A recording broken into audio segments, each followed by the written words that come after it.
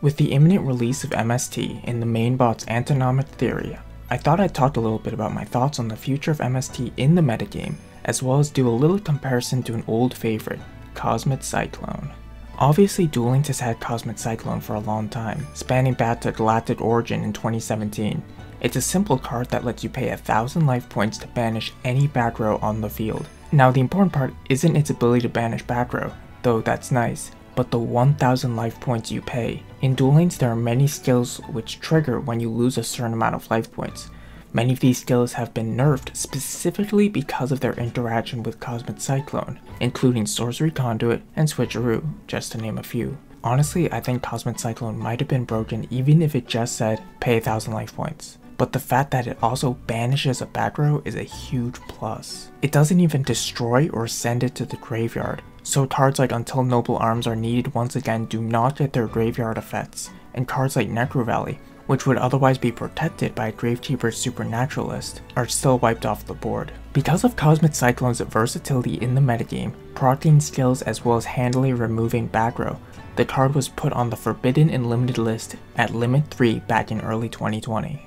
Now, Mystical Space Typhoon, a quick play spell which has even less text than Cosmic Cyclone, lets you destroy a back row on either side of the field for 0 cost. I've heard a lot of people say that this is strictly worse than Cosmic Cyclone in Duel Links, but I disagree. While paying life points can trigger skills, there are a lot of decks that are playing skills in the metagame right now where losing life points isn't a necessity. Noble Knights are playing Balance, Desperados are playing Master of Destiny, and Automats are playing Automatoplay, just to name a few, and none of these require losing life points. Plus, while losing life points generally isn't a big deal, since life points are a resource, there are times when I would prefer an MST over a Cosmic Cyclone. The fact that it is no cost means that no matter how many life points I have, MST is always live, whereas Cosmic Cyclone, if I'm dangerously low on life or I do not want to put myself in lethal range, is basically unusable. MST also tends to fill many of the same purposes as Cosmic Cyclone, such as baiting out back row.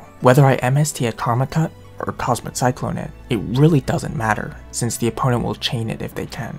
However, the difference is whether I want to be down 1000 life points at the end of the exchange or not. Also, Cosmic Cyclone being at Limit 3 has been a big hindrance for certain decks that are looking for simple back row removal, such as Invoked variants. Invoked has been struggling to out back row since Alistair the Invoker and later Invocation were put to Limit 3.